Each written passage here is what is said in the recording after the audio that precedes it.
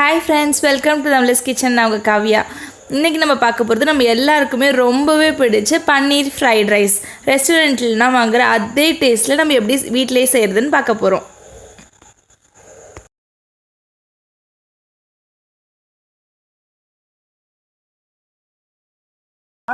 அதுக்கு நான் வந்து குட்டி குட்டி க்யூபாக பன்னீரை கட் பண்ணி எடுத்திருக்கேன். இப்போ இதில் வந்து நம்ம ஃபஸ்ட்டு கொஞ்சம் பவுட்ரு போட்டு இதில் ஊற வைக்க போகிறோம். அதுக்கு மிளகாத்தூள், தனி மிளகாத்தூள்னு அது கொஞ்சம் போட்டுக்கலாம். அது கூடிய மிளகுத்தூள், அது கூட சால்ட் போட்டுக்கலாம். உப்பு தேவையான அளவு.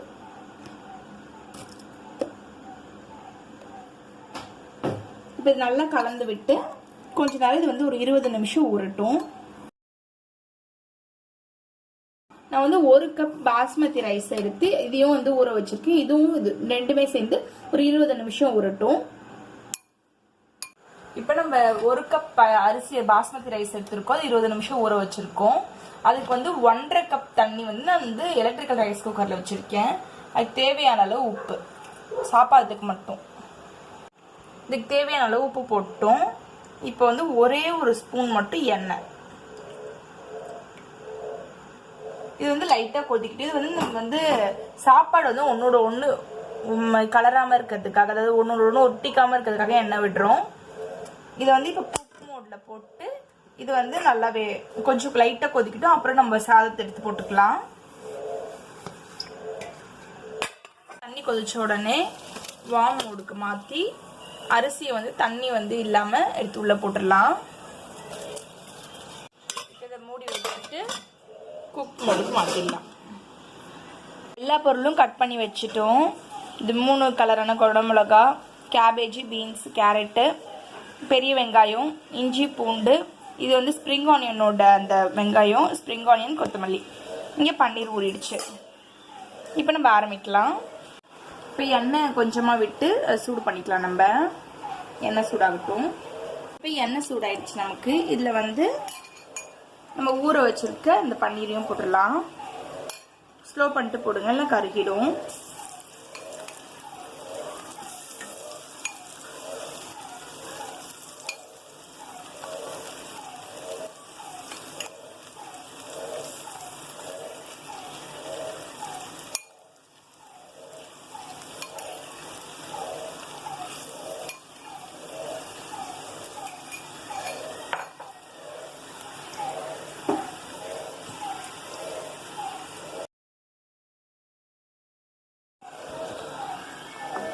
நமக்கு நல்லா பொரிஞ்சிருச்சு. நான் எடுத்துட்டேன்.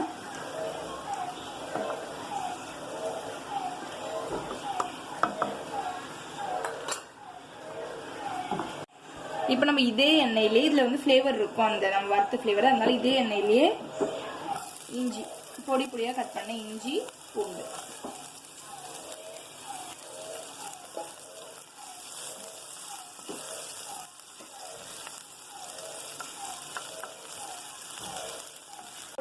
பெரிய வெங்காயம் ஸ்லைஸ் ரொம்ப மெல்லிசா கட் பண்ணது.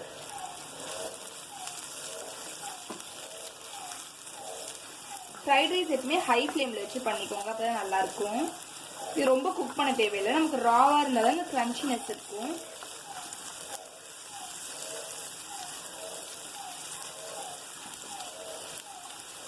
தனித்தனியா பிரிஞ்சு வர வரைக்கும் வச்சிருந்தா போதும். நம்ம இது கூடவே இப்ப அந்த 3 கலர் குடமிளகாவும், எல்லோ, ரெட், கிரீன்.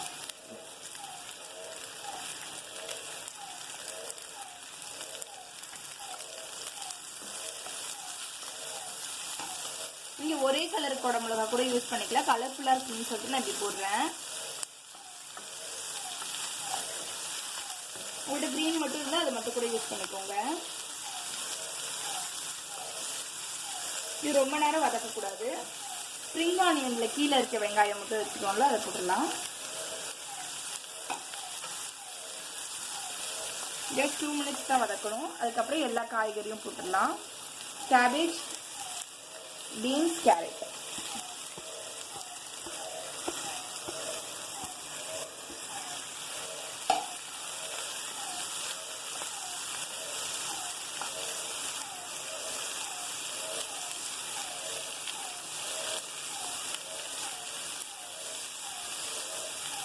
இது கொஞ்ச நேரம் லைட்டாக வேகட்டும். லைட்டாக சிம் பண்ணிக்கோங்க. இதில் நம்ம சால்ட்டும் பெப்பரும் ஆட் பண்ணிக்கலாம்.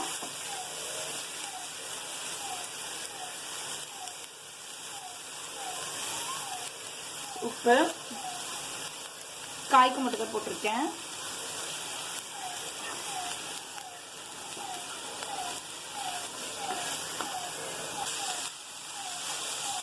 இப்போ நம்ம சாஸ் ஆட் பண்ணிக்கலாம். அதில் இது கூட கொஞ்சமாக சோயா சாஸ்,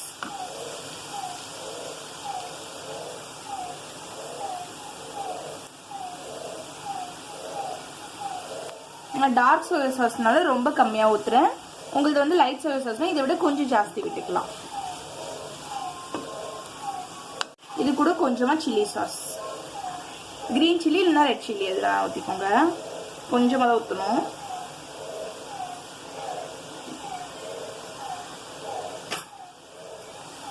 இங்கே சாஸ் ஊற்றாமல் கூட பண்ணலாம். ஆனால் சாஸ் ஊற்றுறது ரெஸ்டாரண்ட் ஸ்டைலில் வரும்.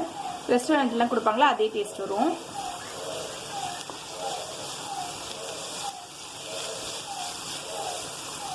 இப்போ கொஞ்சமாக நம்ம பெப்பர் ஆட் பண்ணிக்கலாம். கடைசியாக நம்ம வந்து தேவையான அளவு போடலாம். இப்போ கொஞ்சமாக மட்டும் ஆட் பண்ணிக்கலாம்.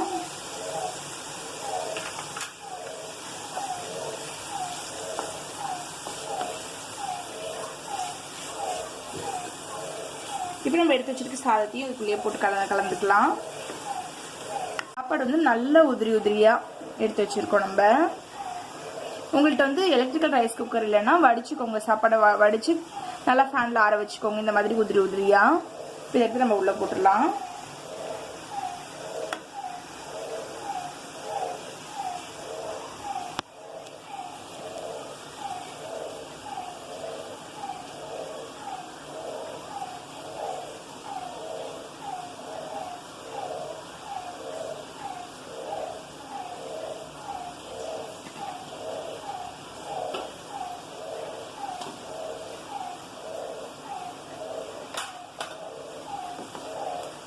பொறுமையாக உடைக்காம கலரிக்கோங்க.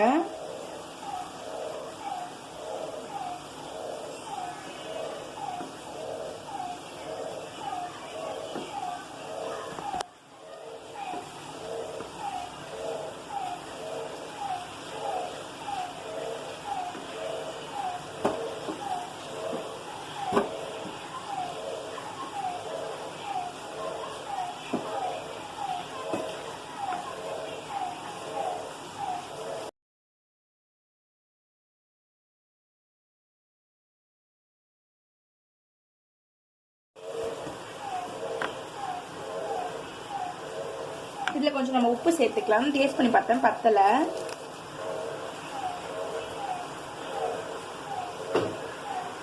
இது கூட பெப்பர் தூள் நமக்கு தேவையான அளவு. உங்களுக்கு காரம் எவ்வளோ தேவையோ அது போட்டுக்கோங்க. நம்ம குடமிளகா வர போட்டிருக்கோம், அது பார்த்துட்டு போட்டுக்கோங்க.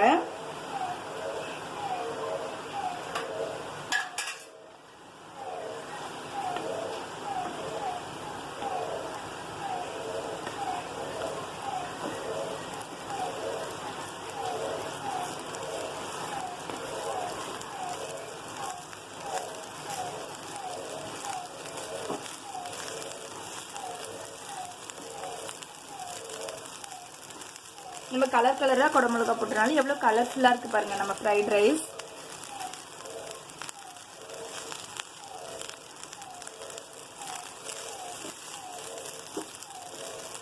இந்த ஃப்ரைட் ரைஸ் வந்து ஹை ஃப்ளேம்லேயே வச்சு இப்போ கலந்துக்கோங்க.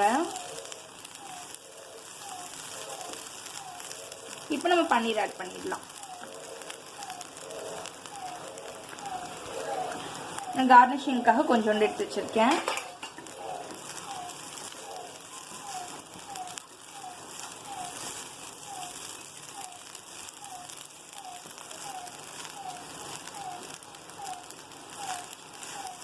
இப்போ நம்ம கடைசியாக ஸ்ப்ரிங் ஆனியன் போட்டுடலாம். எப்போவுமே ஃப்ரைட் ரைஸ்க்கு ஸ்ப்ரிங் ஆனியன் மட்டும் தான் போடுவாங்க. ஆனால் நம்ம இந்தியன்ஸ் வந்து கொத்தமல்லி ஃப்ளேவர் கடைசியாக போட்டு பழகிட்டோம். அதனால் இந்தியன் டச்சுக்காக கொஞ்சமாக நான் கொத்தமல்லியும் ஆட் பண்ணுறேன். ஸ்ப்ரிங் ஆனியனோட இந்த மேலே இருக்க க்ரீனும் கொத்தமல்லியும்.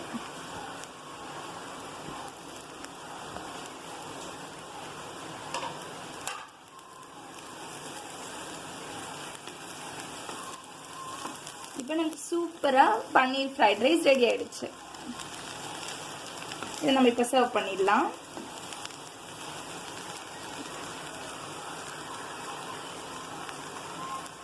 பார்க்கும்போதே நல்லா சாப்பிடணும் போல இருக்குது. எங்கள் அம்மா இப்போ டேஸ்ட் பண்ணுறதுக்கு ரெடி ஆகிட்டாங்க. இதை சர்வ் பண்ணிடலாம். நம்ம கெச்சப் போட்டு வச்சுக்கலாம். வச்சுக்கலாம். கொஞ்சமாக கெச்சப் வச்சுருக்கேன்.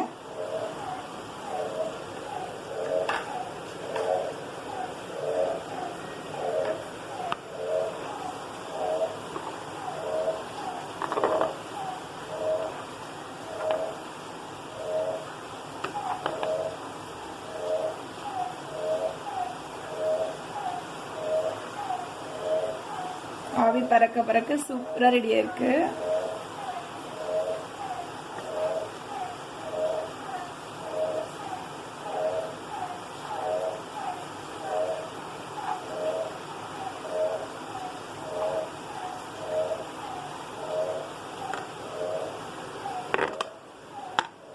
செம்ம டேஸ்ட்டாக பன்னீர் ஃப்ரைட் ரைஸ் ரெடி ஆகிடுச்சு. இந்த ரெசிபி நீங்கள் கண்டிப்பாக ட்ரை பண்ணி பார்த்துட்டு எப்படி இருந்துச்சுன்னு சொல்லிட்டு கமெண்ட் பாக்ஸில் சொல்லுங்கள். தேங்க்யூ ஃபார் வாட்சிங்.